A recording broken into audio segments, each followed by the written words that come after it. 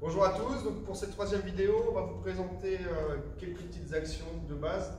Donc l'attaque, la part des postes, l'esquive, la contre-attaque, le battement, et on va essayer de mettre ça en place sur potentiellement des petites actions à mettre en match. Donc je vous présente donc Nathan, vous connaissez, il était là sur les premières vidéos, et Sam qui est là en tant qu'adjoint et il va faire les séances avec nous.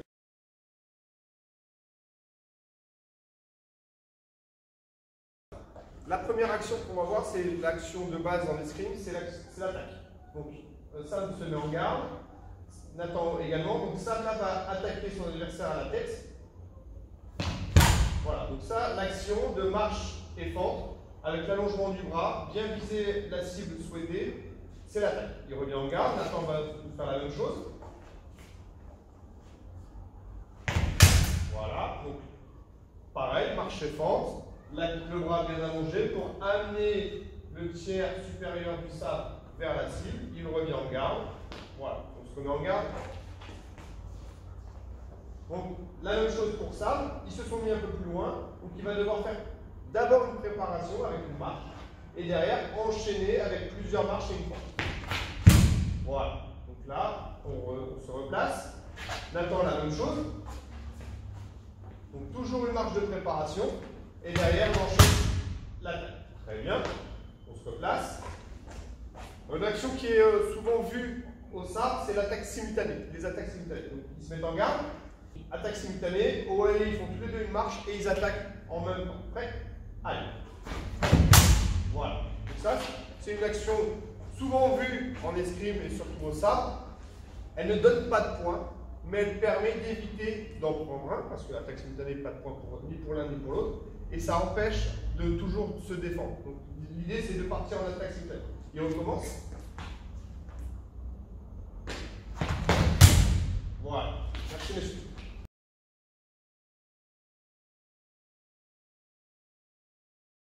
La deuxième action, c'est une action défensive face à une attaque. Donc l'attaquant, c'est Nathan, plutôt en garde Nathan. Et l'idée de Sam, c'est d'éviter l'attaque de son adversaire en faisant une ou deux retraites en fonction de l'intensité de son adversaire pour faire une esquive. Voilà, donc vous avez vu, hop, Nathan a attaqué et Sam a réussi à éviter l'attaque de son adversaire. L'idée de l'esquive, ce n'est pas juste de reculer, parce que ce qui se passe si l'adversaire ne fait que reculer, c'est que l'attaquant va continuer d'avancer et attaquer. Voilà. Donc dans l'esquive, il y a une feinte. On donne envie à son adversaire de nous attaquer. Donc l'esquive, c'est faire tomber l'attaquant trop court par rapport à la distance. Donc ça va juste nous montrer son déplacement. Et donc, prêt, allez, marche. Et là, regardez. Si vous avez regardé la deuxième vidéo, c'est l'appel. Donc l'appel, c'est un changement de rythme, je rappelle, qui permet de faire réagir son adversaire. Donc là, l'objectif, c'est de faire réagir son adversaire avec une attaque faite trop tôt pour qu'elle tombe dans le vide. Voilà. Et ensuite, après l'esquive, on peut remettre en place l'attaque. Nathan, à toi. Prêt? Voilà, on a bien vu l'attaque de Sam, l'appel de Nathan juste avant l'attaque de Sam, pour obliger Sam à accélérer en pensant qu'il pouvait attaquer le premier.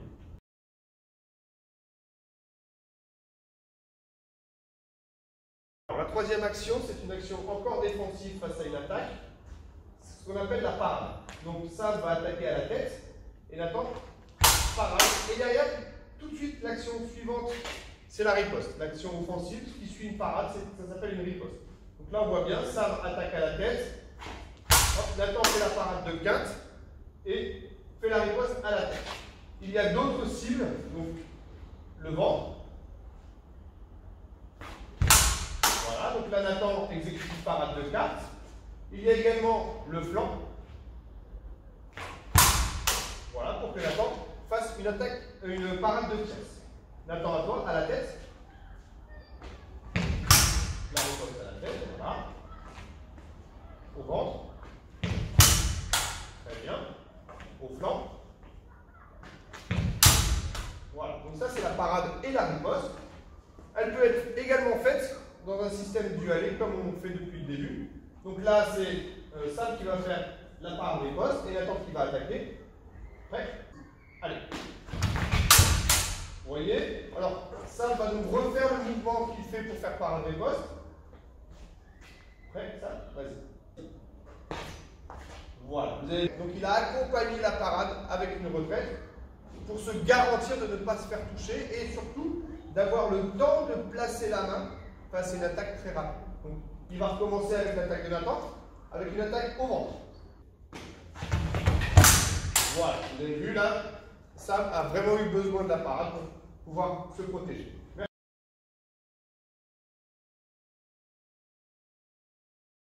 Alors la troisième action est plus une action de préparation qui va amener derrière une action offensive. Donc c'est ce qu'on appelle le battement. Mettons en garde s'il te plaît Nathan, Sam aussi, rapprochez-vous.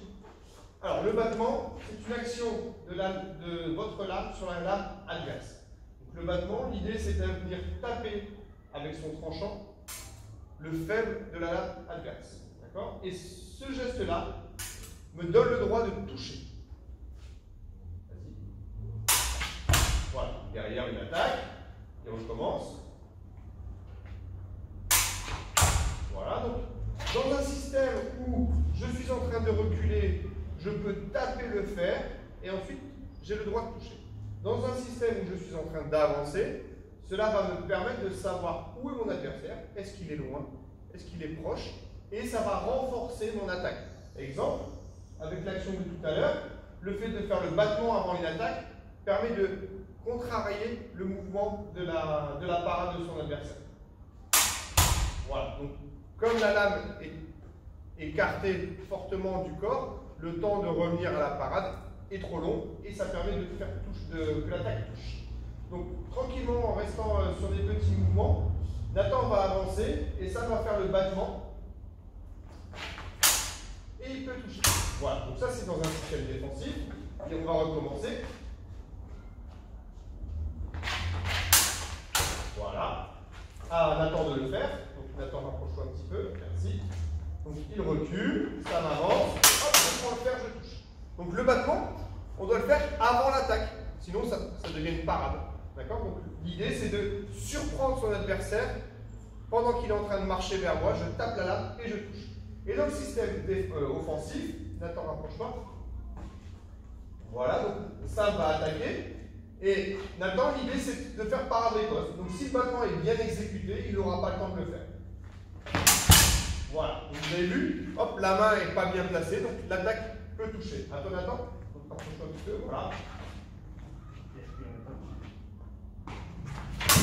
Voilà, pareil, vous avez vu, hop, avec l'écartement de la lame adverse, le temps de revenir à la parade est trop long. Donc le battement sert dans un système défensif comme dans un système offensif. Merci monsieur.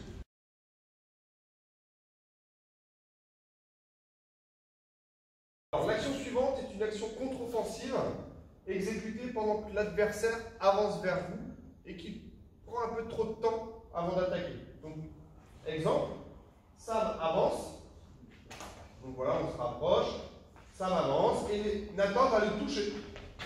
Hop, il va s'en aller. L'idée, c'est d'associer ce mouvement de toucher son adversaire avec une esquive ou avec une parade pour s'assurer de ne pas se faire toucher derrière. Donc la cible de la tête pour une contre-attaque, elle est assez éloignée par rapport à l'adversaire. Donc souvent, on utilise ce qu'on appelle les avancées. Et au sabre, les avancées se situent au niveau de l'avant-bras, plus précisément au niveau de la manchette. Donc le geste de la contre-attaque, c'est le geste possibilité vers l'intérieur. Donc rapproche-toi ça pour montrer.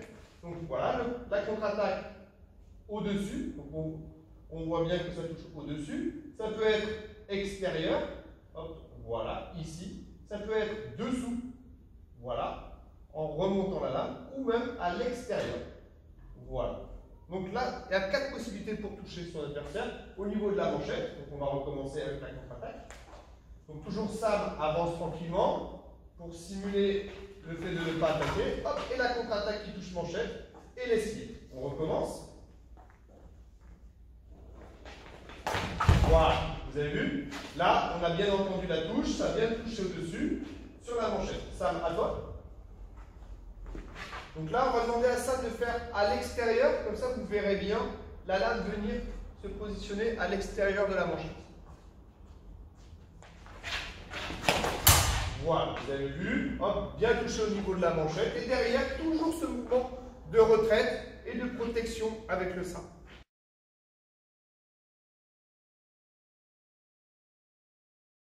Pour cette dernière action, c'est une action que j'affectionne fortement et que je conseille aux plus jeunes et aux compétiteurs de mettre en place rapidement.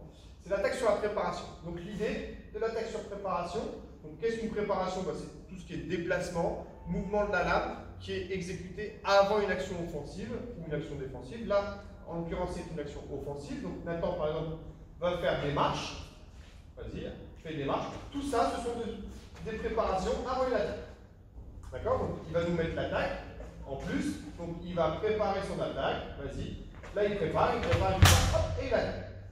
Mets-toi en garde. Donc quand on appelle attaque sur la préparation, l'idée c'est que Sam réussisse à exécuter une attaque pendant les préparations de Nathan.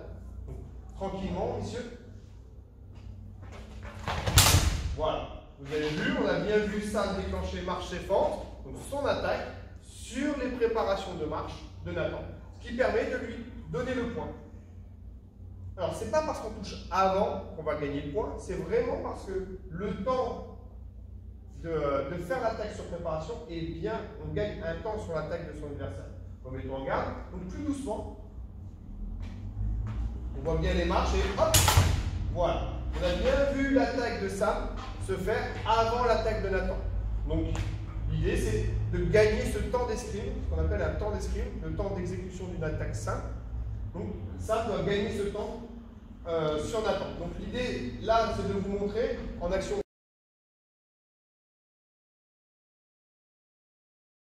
Là, on voit, donc il y a un léger déséquilibre de Sam, mais on voit bien que l'attaque arrive vraiment avant l'attaque de Nathan et il gagne ce temps d'escrime. Voilà. Deuxième possibilité pour faire une attaque sur préparation. Donc là, l'idée c'est de gagner un temps.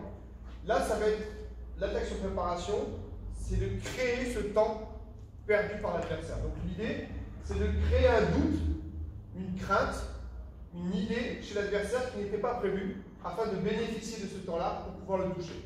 Donc si vous avez regardé la vidéo d'avant, ça peut être un pas glissé, ça peut être une balestra, ça peut être un appel, ça peut être tout un mouvement où mon adversaire peut hésiter et du coup j'en profite. Donc par exemple, avec le pas glissé, si je fais ça.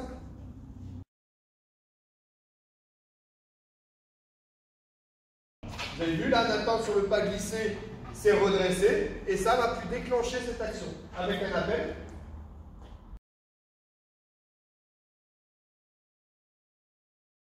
Merci, messieurs.